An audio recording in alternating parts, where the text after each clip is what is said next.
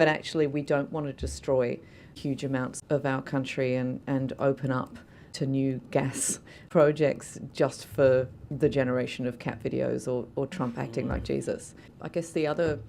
big issue we've been grappling with here is how we bring the community on board and I guess adequately consult in relation to each particular data centre.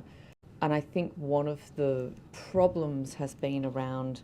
we don't really know what each of those data centres are for, then to be able to judge whether or not it is worth the cost in terms of energy and climate and water is very hard for the community to assess. But I guess that particular example of people who have been opposed to the Narrabri gas project for so long, the idea that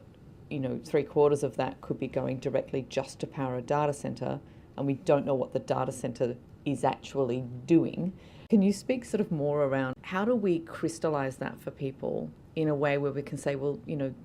this amount of data centre usage is critical for things like health information and government information, but actually we don't want to destroy huge amounts of our country and open up to new gas projects just for the generation of cat videos or Trump acting like Jesus. Do you have any sort of reflections on that aspect?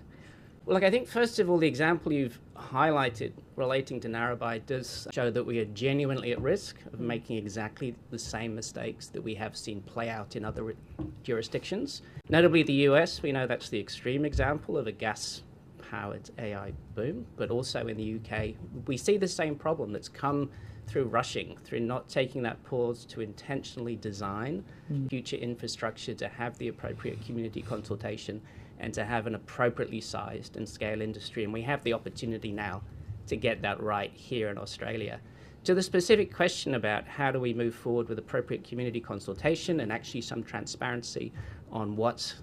these centres are used for,